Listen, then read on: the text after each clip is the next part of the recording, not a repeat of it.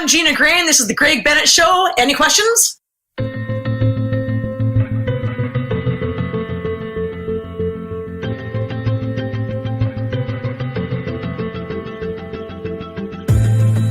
Welcome to the Greg Bennett Show, presented by Any Question. I'm your host, Greg Bennett, and I've just finished an absolutely delightful conversation with a remarkable human being. Gina Grain, Olympic athlete, turned her focus to strength and conditioning training and helping other people.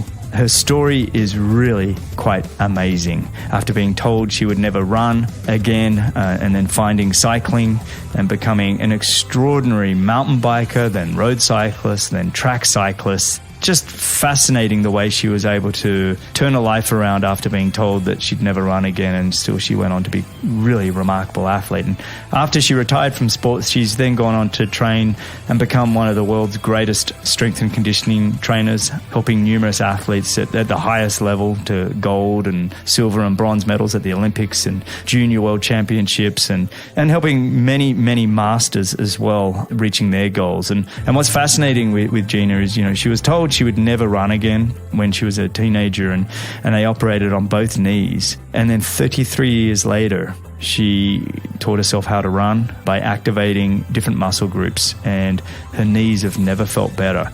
And, she has osteoarthritis in both knees, but was still able to get through, a half Ironman at the age of 48. Many really wonderful stories in this one, so please go check it out. Also, go check out Any Question. Gina is on there, and she's answered about 300 questions. And if you go to Any Question Train with Grain, so that's anyquestion.com, Train with Grain, and you can find all her amazing content there. She illustrates how to do so many exercises and workouts, especially for endurance athletes, for the swim, bike and run. So go check it out. That's anyquestion.com, Train with Grain. You can also ask her questions yourself, and she'll get back to you. And if you're having your own issues, she's happy to answer those as well. She also has her own YouTube site you can go check out. I hope you enjoy this one as much as I did. And remember, success comes to those who endure just one moment longer.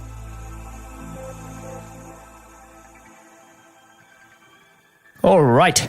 Today I am joined by an incredible guest. She's an Olympic cyclist, a 7-time national champion and silver medalist at the World Championships, and won both the US Pro, Road and Track Championships. And since then, she's gone on to expand her education in kinesiology and earned herself a Master's of Exercise Science, specializing in strength and conditioning. She's a certified strength and conditioning specialist and has trained elite athletes who have competed and medaled at the Olympics, including gold, silver, and 2 bronze medals. She's also got the Junior World Championships and podiums at the National Championships. She's helped several Masters athletes to achieve their goals, such as completing Ironman races and reaching cycling goals and improving just their general physical fitness for life. And despite being told she would never run again after undergoing knee surgery in both knees as a teenager, she trained herself to compete in a half Ironman at the age of 48, despite having osteoarthritis in both knees. I want to dive into that.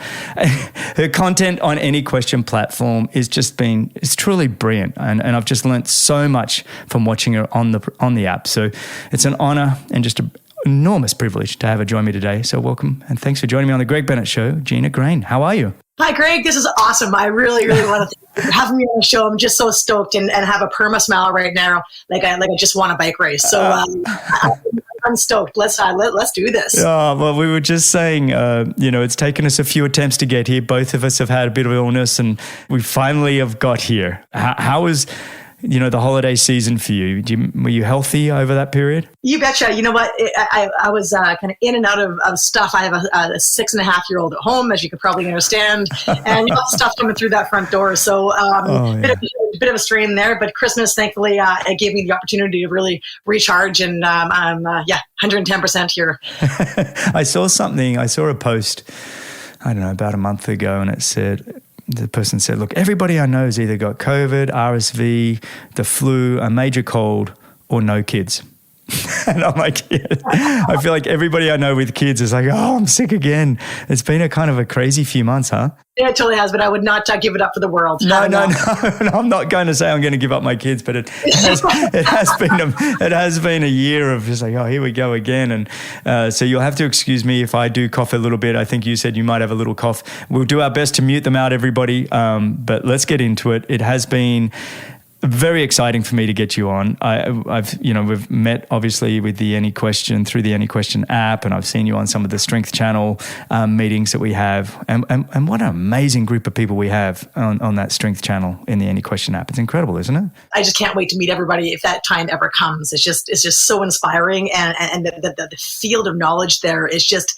It just makes you hungry for more. Yeah, no, it really does. It's such a good group of people. Now, look, before we dive into your journey, and there's so much to unpack, I'm really looking forward to it. Just tell me, who are you, training at the moment? What kind of sports and athletes are you working with at the moment?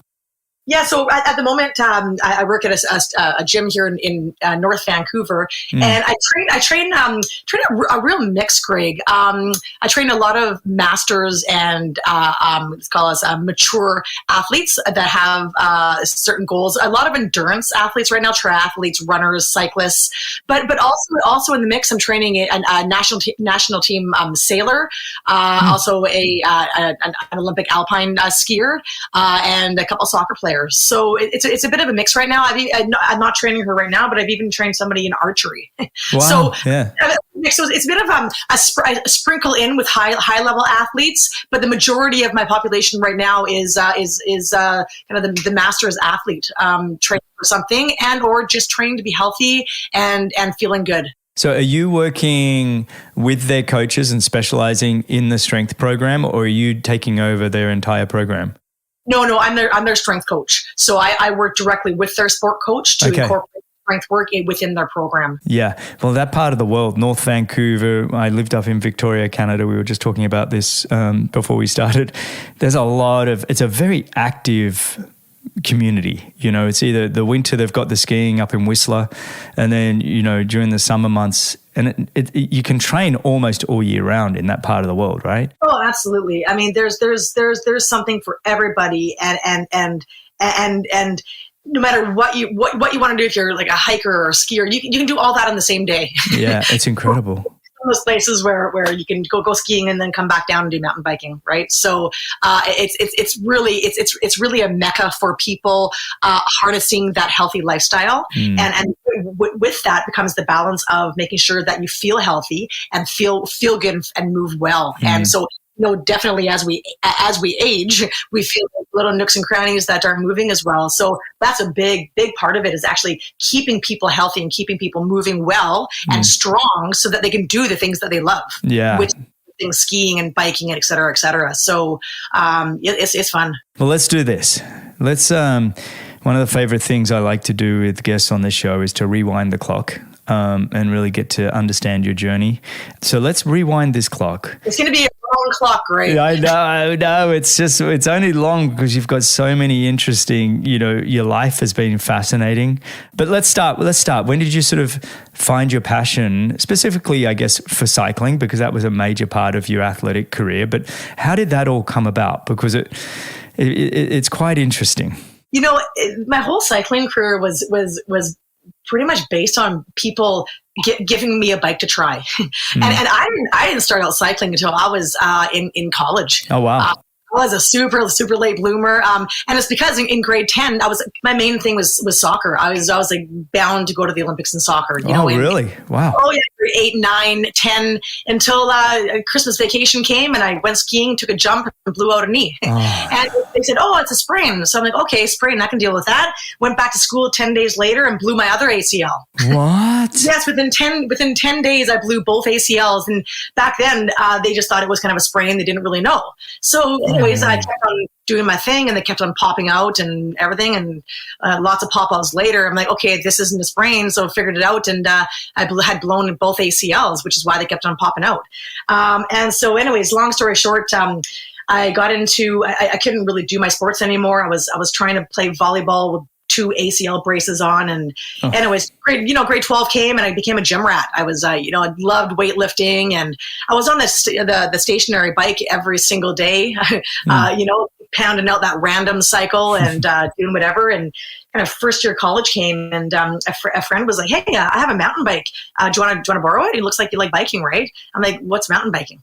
And anyways, figure that out. And I live near the trails up there in Kelowna, BC. Yeah. And so I went up by myself and just took this mountain bike and found a trail and came home all not bloody but muddy, not bloody yet. I was muddy. Yeah. And just like a perma smile from ear to ear. I'm like, wow, this is fun. Yeah. And that's kind of how I started loving mountain biking. And from there, it just blossomed into, buying my first bike. And then there was a race up at Silver Star, Canada, a World Cup. And my buddy was like, "Hey, do you want to go watch it?" I'm like, "Yeah, sure." So we brought our bikes and then we're like, "Hey, should we race it?" And there was like a citizens category. We're like, "Oh, sure, let's race it, right?" Yeah. And it's like, whoa, we did one lap, and like the pros, like Alison Sider was there, and all the pros, they're coming off, big races, and they did 4 laps. And I was like, whoa, they could do 4 laps. I can only do 1. So anyways, I started my career with mountain bike racing, and I got to the Canada Cup level, and kind of squeaking on the podium with Canada Cups and stuff like that.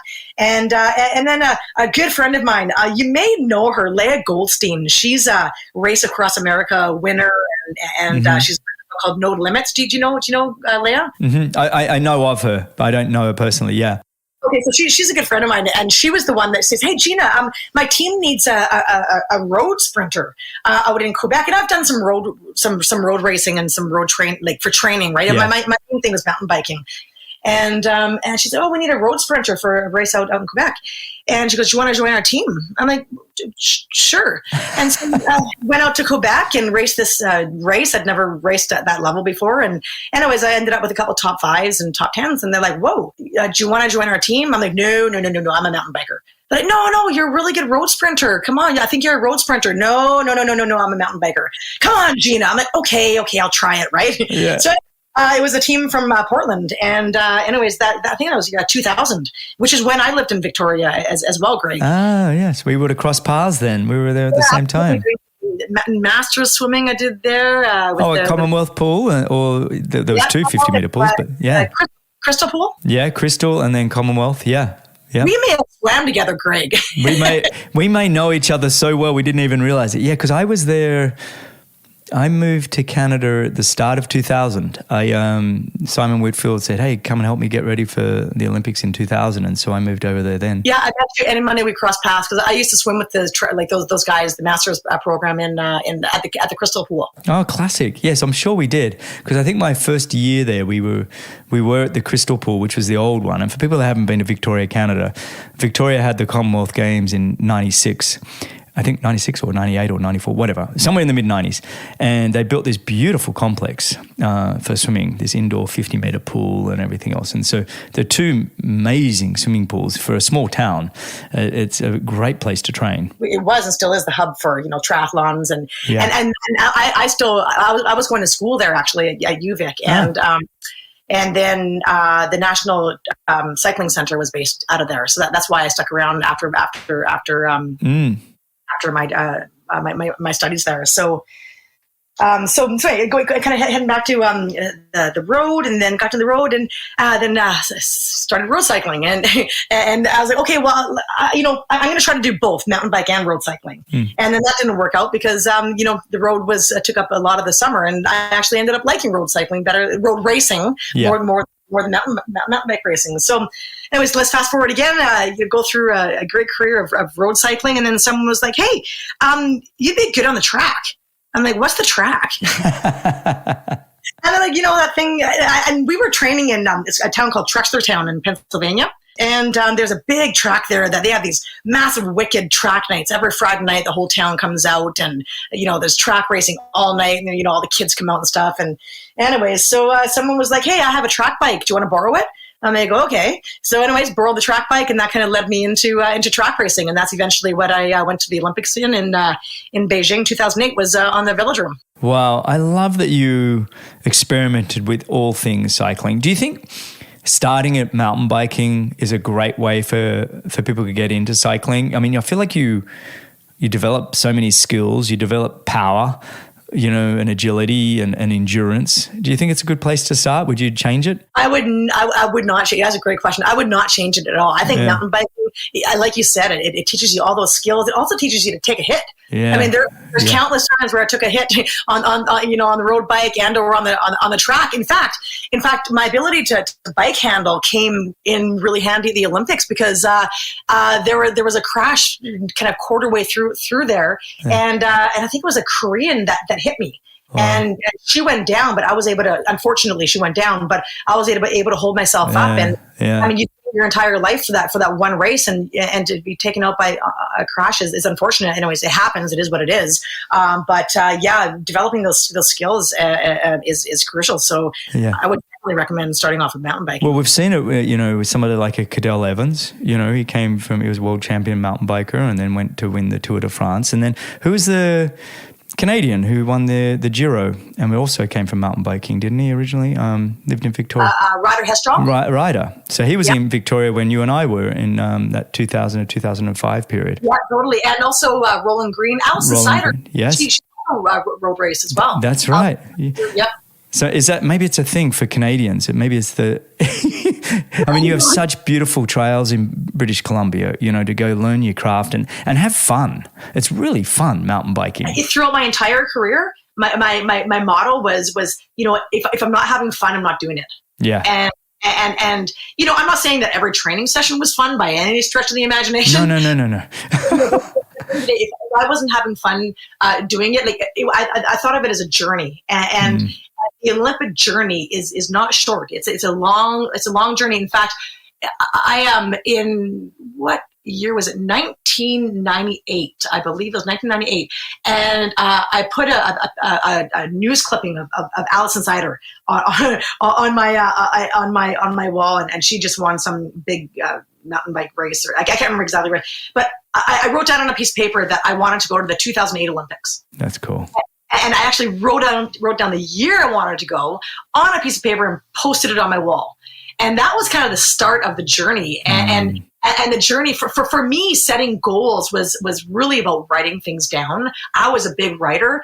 And so I was like, okay, if I want to go to the Olympics, what do I need to do that? And I didn't really know how to do this, but I just kind of think, well, if I want to go to the Olympics, I kind of got to be, one of the best in the world. So you need to go to World Championships. And then before that, you probably need to go to Commonwealth Games. And then you also need to go to Pan Am Games. And I kind of worked backwards. And then, then I need to be best in Canada. But before that, I have to be best in BC. And then before that, I should probably get a coach. Actually, Greg, I still have that piece of paper somewhere. That's cool. It was written in pencil, so it's fading a bit now. But that was my journey. And I throughout that time, I was like, if I'm not having fun, I may or may not get there. But I want to make darn sure that I enjoy the entire way. And if I wasn't, I was going to abort mission. So, it's you say that, and just recently I've been giving some talks to our team at Any Question, and a lot of it is that it's like, look, know what you want the destination to be, and visualize being at that destination, what it feels like, what it smells, sounds, everything about it. What is that destination? And then look back. And what was the path that we've had to take to get there? It's like, and what are all the steps that you've had to take? And look from the final destination. Don't look from the bottom step, but look from the top step and look down. And then you can kind of see how that roadmap's got to map out, And then I've said numerous times, and I love how you said that, it's like, the destination is wonderful if you can get there. It's great. It's nice. But honestly, if you listen to every Olympic athlete and everybody that's hit their destinations, everybody will tell you it's about the journey and having some fun along the way. And that's what I want to keep reminding our company. And I think it's great that you say that. And it's that champion's mindset that you have that I think it's great that you can pass that along. Tell me then, when you qualified for the Olympics in 2008, what was that feeling like? Oh, that just gave me my stomach just did a flip. You know what I mean? Like the butterflies in the stomach just hit with those comments. It was not what I expected, actually. I was in my townhouse in Burnaby. We moved from Victoria to Vancouver because the indoor track was there, and so you make decisions. You can't make excuses. You make decisions to to achieve what you want to achieve, right? So it's like, okay, I need an indoor track, so I need to move to Vancouver if I'm gonna to do this. So I was in my townhouse there, and the email came in, and it was a combination between extreme excitement and almost a bit of relief. You work so hard, so hard, and you never know until the last minute. Like, you don't know until what was it? I want to say like 6 or 8 weeks. 8 weeks out, something like that. That might be a little bit wrong, but not, you don't find out a year in advance. You don't find out 6 months or even 3 months in advance. Yeah. You're waiting to the last minute to find out, and so it's a bit of a relief as well. And then that excitement ball rolled again. So it was a bit of a mixed emotions there. Yeah, but it's an interesting journey, isn't it? Everything that you go through, the roller coaster, your family and friends are kind of involved. It's a bit of a community thing to finally make it, to go in and get measured up and get your uniform. That's where the joy is. Were you able to? When's track cycling? Is it first week? Were you able to do the opening ceremonies, or were you straight to work? No, actually, we were in the second week, so we were still training in Switzerland at the time. Okay, yeah. That was a surreal experience, also, like sitting in Switzerland, watching the opening ceremonies on TV, and thinking, wow, I'm gonna be there in a week, right? What was your Olympic experience like? Both the racing itself and also just things like the Olympic Village and everything else. Yeah, when you go to a big games like that, the Commonwealth Games and or the Olympics, it's a lot about the people, Greg. I mean, China was just so open to visitors, and they were so happy and really just genuinely open to having you there. So it was my first memories are all the smiles as soon as you enter the Olympic Village, and no matter how much stress you're under or how much anxiety you hold, seeing those faces as you walk into the Olympic Village, it just demolished all of that. And then as you walk into the Olympic Village, you're in a home where everybody's in the same space. Everybody there because they deserve to be there, and they worked so hard to get there, and the feeling of that comradeship. It doesn't matter what country or what sport is. Give each other a nod, and that you're in the same place, right? We're there to put out our best. The best that we have on the day that we perform. Exactly. And that's all you can ask for. Yeah. I think one of my fondest memories of the whole experience in sort of the dining hall kind of setting, you'd never know who you're sitting next to, sitting next to a wrestler from the Ukraine or whatever. And then, the next day, a boxer from Thailand. And you're just sort of meeting all these amazing people from all over the world. And you'd all be chatting. And then all of a sudden, the dining hall would go really quiet. Because someone like a Michael Phelps or LeBron James or, just and everybody like, look at this, see. I remember that happening.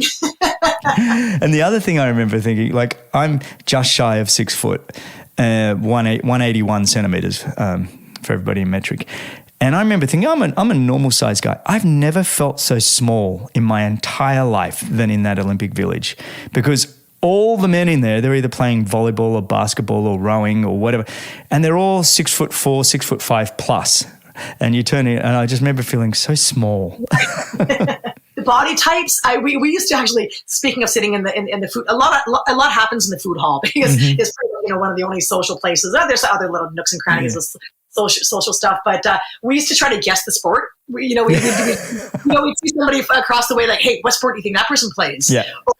Or so we play like those kind of games, or you take a look at what people are eating and say, oh, hey, what kind of sport do you think they're playing? Like, is it protein or is it carbohydrates, or just like stuff to pass the time and get some giggles and laughs, because it's such a kind of a bit of a stressful time. So. Oh no, for sure. We did the same kind of game. The only ones that were easy to pick were the gymnasts.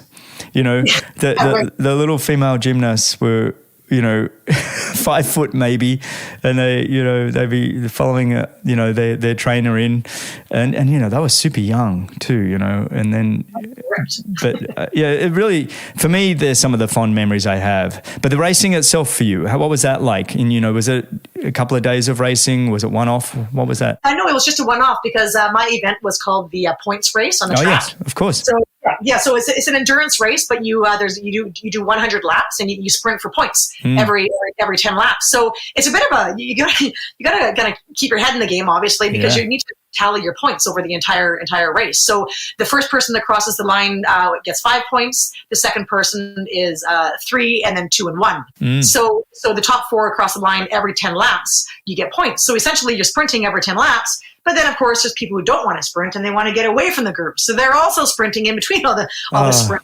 I call it a bit like a chess game. You know, you're kind of trying to figure out, you know, what strengths people have. Well, by this time, you know, because you've been racing with them for years. So you know what strengths people have, and you know who's going up the track and whether you should chase them down. It's a game, and it's you really have to be mind alert, and also, of course, you need to have your physical body beyond alert.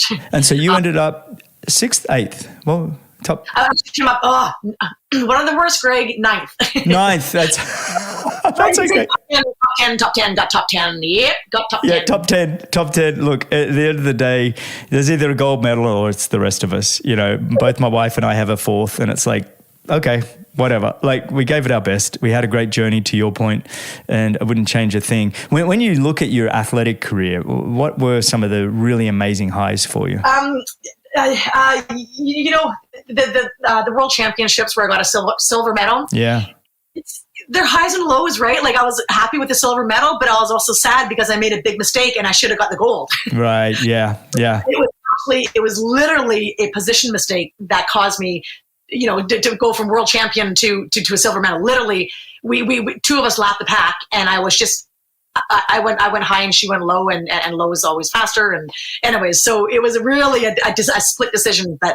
So, you know, I mean, that was a high, of course, you know, waving the flag and stuff. And again, the Commonwealth Games, fourthitis. I got a fourth place in the scratch on the track and on the road. So a double fourthitis, Greg.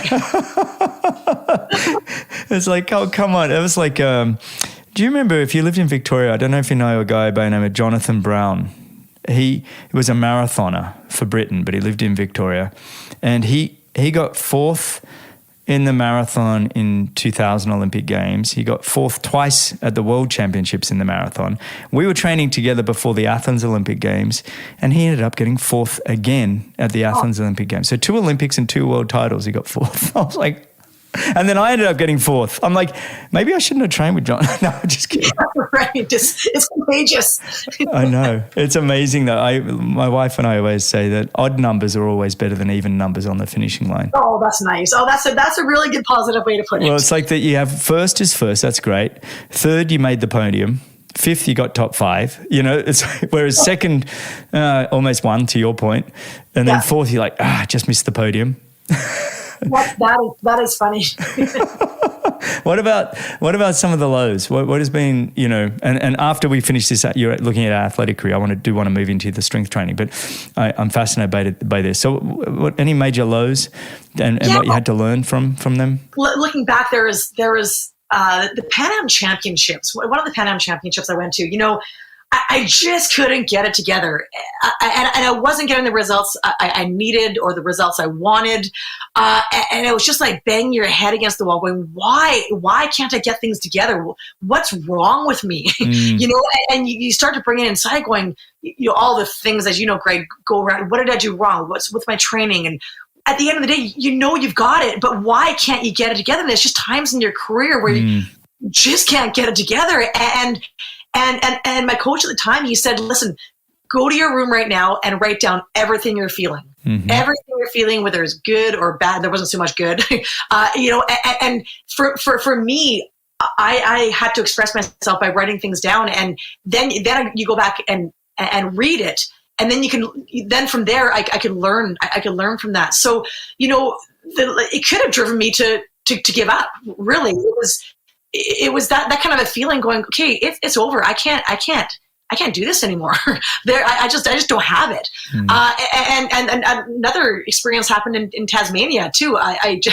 The Christmas carnivals there, I was racing the track and do you know the Christmas carnivals down there, Greg? I haven't heard of those in Tasmania. In Tasmania, yes, big track event. I don't know if they go on anymore, but they certainly used to.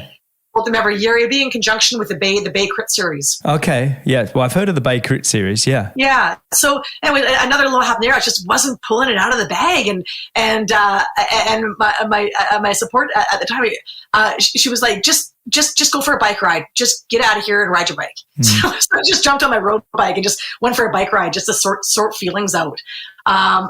So, you know, it's hard to explain the lows of, you know, how you feel, you know, as a disappointment in yourself, in your performance, but it's really, you know, it's hard to get through a career without going through those. And at the end of the day, it's how you figure out how to get out of those lows. Yeah. You back up on your game, and that's a learning process. Yeah. And that everybody needs to figure out for themselves and have the strength and courage to do it. And it takes courage to do it. So what are some of the things that worked for you in getting yourself out of those lows? You know, obviously you mentioned writing down all your emotions. You mentioned going just for a bike ride. You know, were there certain things that helped, you know, that you could rely upon that would kind of help you get out of those lows? Yeah. Like you said, writing pretty much everything down. Getting myself out of the environment just for a little bit, and really actually going back to my roots, and mountain biking. Because that was fun. That was my fun. Going back and having fun, right? Remembering it's play, having a bit of fun with it. Yeah, exactly. And that would always ground me and help to get me out of my funk. And if I just took a step away from the seriousness of it, that was the tool I used. I still mountain bike. Actually, I prefer to mountain bike these days. But yeah, going back to my roots and having fun. And again, that's going back to my commitment to myself was, if I wasn't having fun during this journey, then I wasn't going to do it. Mm-hmm. No, that's great. That's really great feedback and good advice for all of us, because we all hit these moments of like, oh, what am I doing? You know, and so it's like, go back and ask yourself, why are you doing this? And go back and have some fun. Honestly, I think we all. Exactly. That's what, you know, that's why you got into it in the first place. Whatever sport it was, you did it because you had fun. Yeah. So the process for you then, you know, you retire after the Olympics. What was that transition like, you know, leaving sort of professional sport, Olympic sport, and then transitioning into becoming, you know, a world leading strength and conditioning coach? What was that transition like for you? So after the Olympics, I raced for another year and a bit, and actually I started coming down with some heart issues and some heart. I felt it a little bit before the Olympics, but kind of fluffed it off. And it ended up being like arrhythmias, like an inconsistent heartbeat. And so anyways, long story short, it was getting worse and worse. And I was thinking of retiring anyways, you know, then it started to get into my training a little bit, and I wasn't able to get my heart rate up. And when I did, all these weird heartbeats started happening. And I'll never forget, actually, I was doing a 10K walk race with my mom, and my mom was training for the BC Senior Games, and so I did this 10K walk race with her. And then after the race, I was like, "Hey, Mom, my heart's doing like kind of weird things, right?" And so she was a nurse, and she felt my wrist, and she all of a sudden she just called all the paramedics over. She's all white. Her face goes white. I was like, I was also racing in California when I had these weird heartbeats, and I actually pulled out of the race. It was Redlands and I actually pulled out of the race because of my heart. Like, it just didn't seem right. Yeah. I'll never forget this moment. I was sitting underneath a grapefruit tree at our host housing, and a phone call came in, and it was somebody I used to race with a long time ago. Her name is Leslie Tomlinson, and she was a mountain biker. She went to a couple. Do you know of Leslie Tomlinson, Greg? I know the name Tomlinson. Tomlinson. I'm not sure. Yeah. She's some announcing at the Olympics, a couple of Olympics now for cycling. Okay. And she went to a number of Olympics. Anyways, so she and we have never talked on the phone before. But she called me out of blue, and she goes, "Hey, Gina, what are you doing?" I'm like, "Well, I'm sitting on the grapefruit tree right now, and I just pulled out of a race, and I've never pulled out of a race before in my life." She was like, "Well, hey, we're thinking of teaching some cyclists up here in Vancouver, and do you want to help?" I'm like, oh, okay, well, I'll talk to you when I get back up into Vancouver. So this was in 2010, and road cycling was kind of just coming about, and the fondos were just starting, right? Mm-hmm. We started coaching some people on the road, some masters athletes. We started a company called Tag Cycling. That stands for Tomlinson and Grain. And we started an indoor cycling studio focusing on testing people and working with wattage and all the stuff that we used to do as athletes.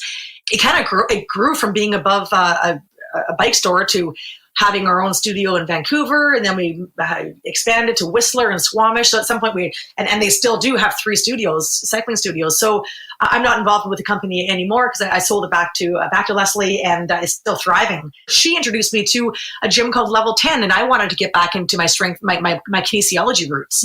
But I wanted to do more of a focus on working with athletes and expanding my career that way. And I had already had my courses picked out. I wanted to get my my strength and conditioning certification from the National Strength and Conditioning Association. So I had already started studying for that. And I was like, where am I going to work in Vancouver that's really, really, really dedicated to athletes? And that's the best, because I need the best. I want the best, and I'm going to find it.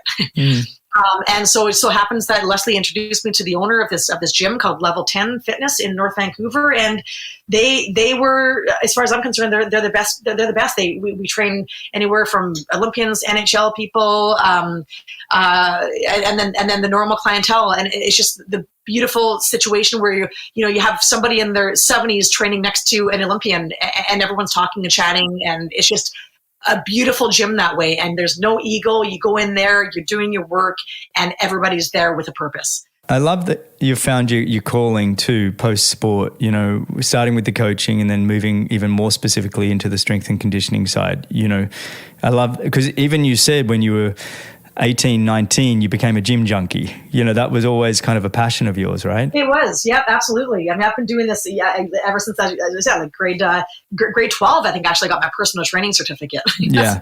So let's dive into a little bit about the types of training that you're doing and some questions around that. How do you get, when you have a lot of endurance athlete type, clients, how do you sort of get them to buy into strength training? They're often, if they're triathletes, they're swimming, biking and running. If they're mountain biking, they're just biking.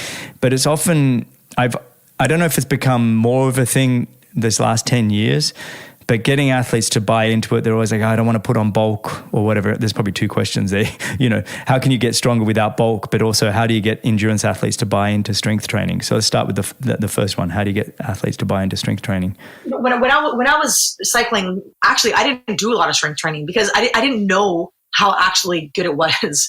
And it was through my career. Actually, it was more so when I took my master's in exercise science, and went down to Perth, Australia, and did the practicum and everything there, and talking to all the scholars and doing all my research, and the research is there's no question about it that strength training can help improve endurance performance. And back when I raced, it wasn't talked about. It wasn't really out there as much, or proven, but it was a real bot. I had to be really bought in myself and tested it on myself first. It became to believe. If I believe, then I can share that belief, right? And so really where it came about, Greg, was I was approached by a triathlon coach here in Vancouver, and she was like, "Hey, could you train a bunch of cyclists and triathletes that I work with and put them on a program? And can you do like a group, can have a group thing?" I'm like, "Oh man, I was more personal training. I like the one-on-one and especially, the specialization with that person and really diving into what exactly they need, which I still, of course do." But I was like, okay, I go, listen, I'm going to develop a program for this group, and we're going to test them before and after the program, and it's going to be an 8-week program. And I told her flat out, I said, if I don't see improvements with this group, with my program, I am not doing it again. Mm-hmm, mm-hmm. And I said it flat out, and she's like, okay. She goes, let's do it. So I developed this program for endurance athletes that was 2 days a week. And I was really nervous about it because I had not given somebody a program and then said, see you in 8 weeks. I was really nervous about it. We had a session. We did the testing. I taught them how to do the program. I have a YouTube channel that they can take a look at the technique again. And I was really nervous about it. And I didn't know what was going to happen because they were coming back in 8 weeks. And let me tell you, I retested them. And I'm talking, we did leg strength endurance. We did power. We did a counter movement jump and a standing jump. And we did a push-up test to a beat of 60 beats per minute. There was massive improvements. And those improvements made them excited and saying, okay, listen, if you can improve your standing jump power or your squat jump power, that can translate to the bike, and you've just improved your strength endurance. Yeah. So then people started commenting. They're like, oh well, my sprint performance has improved, and so such and such water seems easier, and so I'm getting the feedback from them. So I'm not bringing it all to myself. There's also their sport training as well, but at the end of the day, if they're feeling good about themselves and they see improvements through the program, that's going to motivate them to be in the gym and doing the strength work. So really, at the beginning, it was the results that drove people to buy into the program. It's amazing to see that with 16 workouts, or 2 per week, you said, for 8 weeks, that the clients, the athletes can see the transformation in that period of time as well. When you talk about strength training for endurance athletes, are you approaching it from an injury prevention or a performance enhancing, or or does it depend on the athlete you're working with? For the endurance athletes that I work with, it is everything. It's like the full meal deal. Within my strength programs, they're working on mobility. They're working on, I'm going to say, quote unquote, core, but that incorporates, everything from your leg to your torso, right? That's another discussion in itself.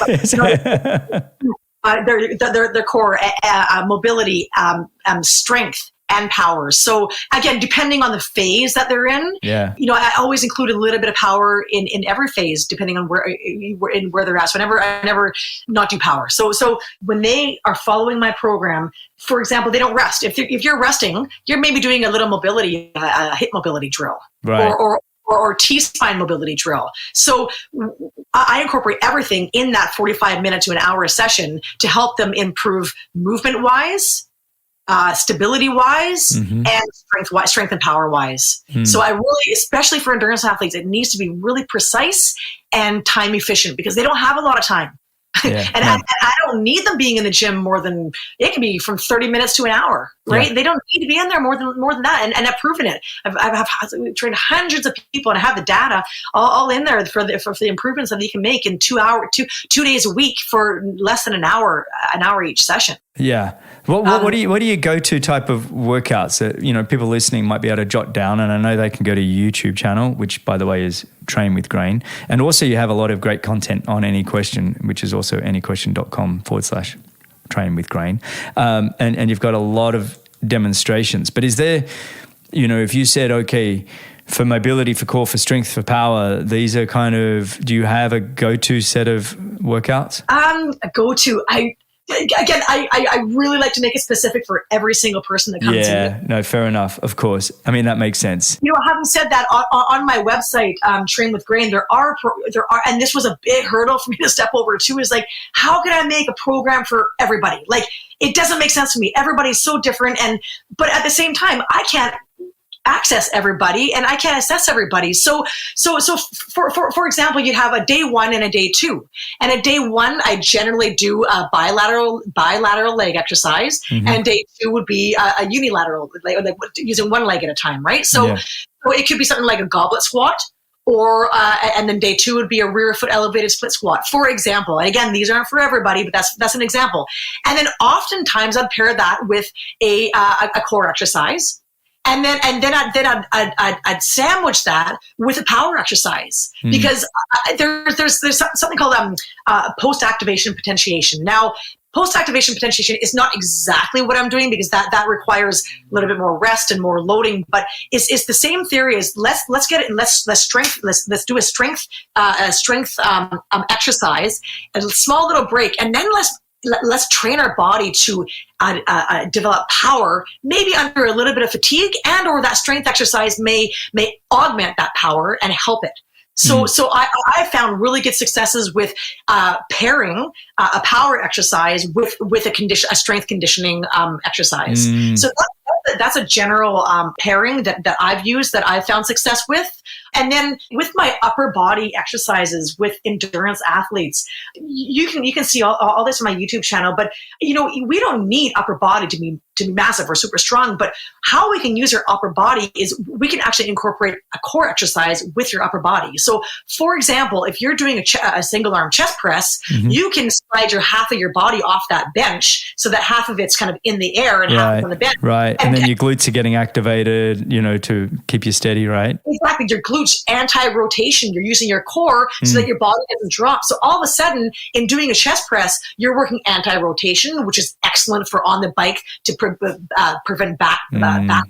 Right, it's really good for pulling on the handlebars. Well, that pulling and pushing on the handlebars. And similar thing, if you're doing a single arm bent over row, get up on your toes or do it in a quadruped position on the bench. Again, you can check these out on my YouTube channel. If you kneel on the bench with your knees in your hands, you lift one leg up, and you're rowing with one arm.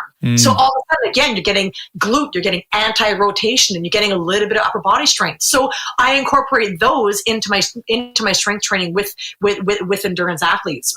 Yeah, having the stabilizers have to kick in while you're working a certain area. I think that's fantastic. Let's talk about one of the things I'm fascinated by you is, as I mentioned in the introduction, you basically had both knees. Well, you talked about it, blowing out both knees 10 days apart.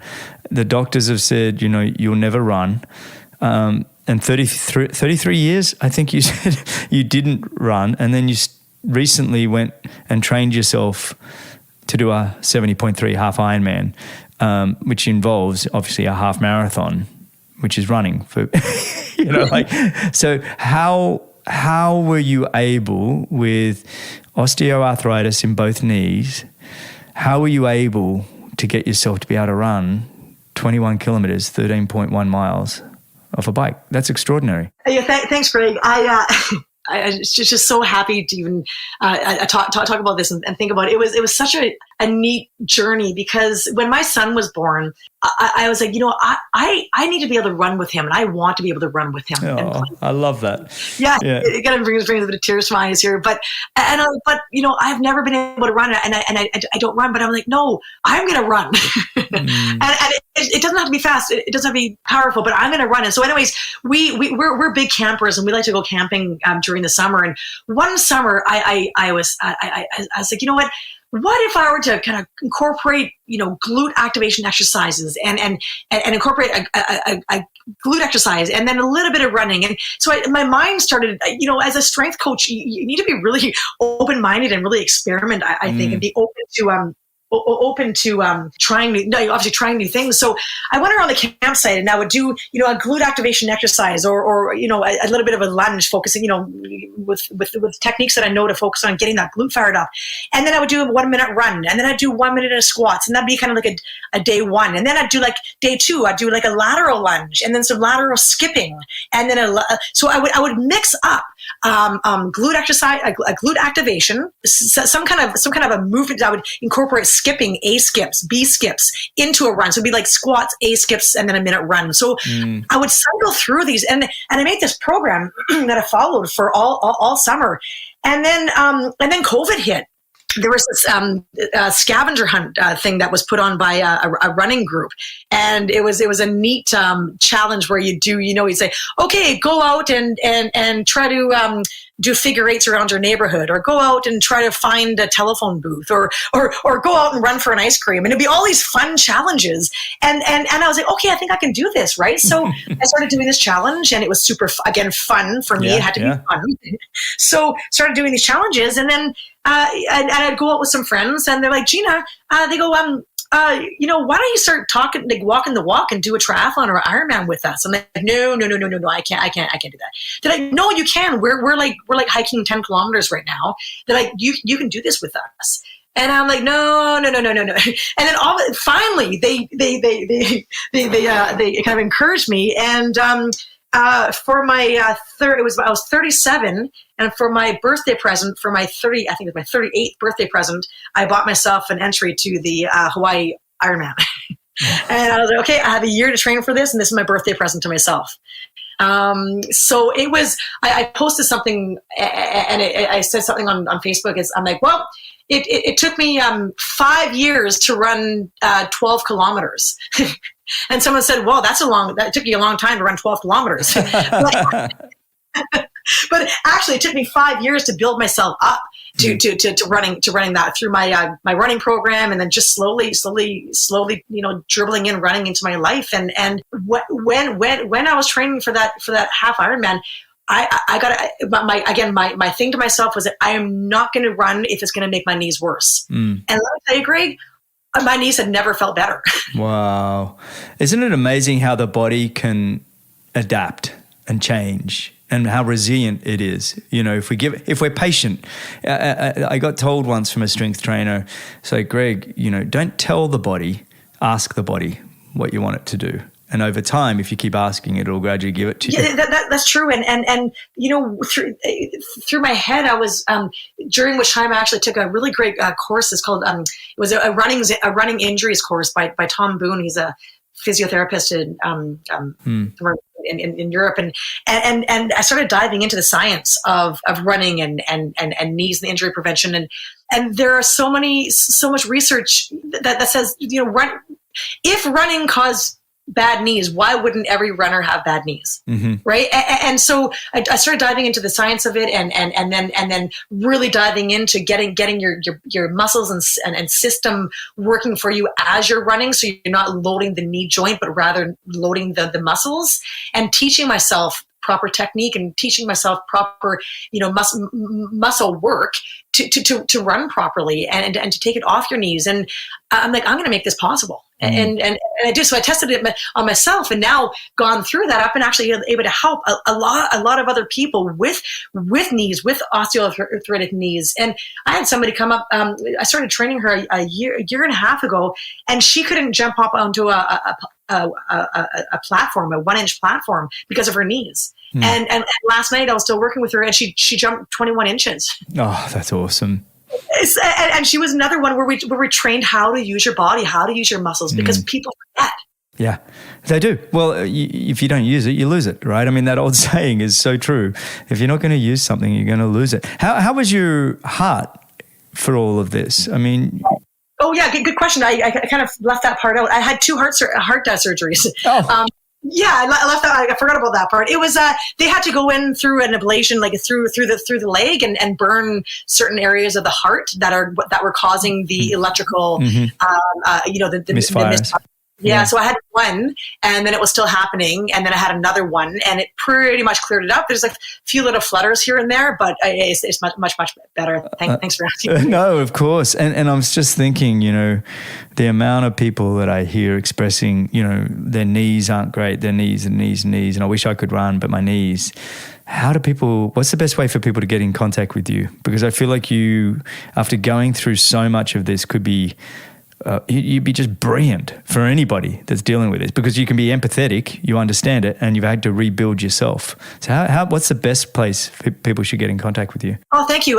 But Train with Grain is my website. Okay. That would probably, you can contact me through there. Yeah. That would be the main thing. I guess you can't contact me through YouTube. No. Any question? Ask me a question. Any question. And you can even contact me, everybody. So you can go any question. You can go through Train with Grain website, but or send me a note as well, and I'll put you in touch. But I was just thinking about it. Normally I would wrap up the show with that, but I kind of want to make sure we'll do it at the end as well. But with another sort of 5-10 minutes here, I want to sort of just ask you.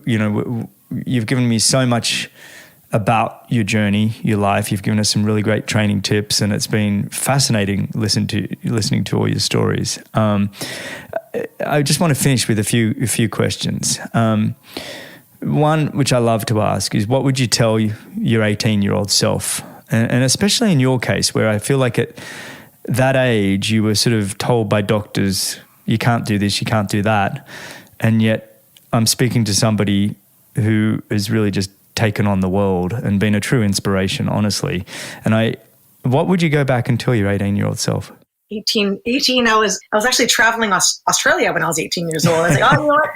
Let's take a break. As Canadians do. Yeah, you see the flag in the backpack, right? I'm not American. You see the flag.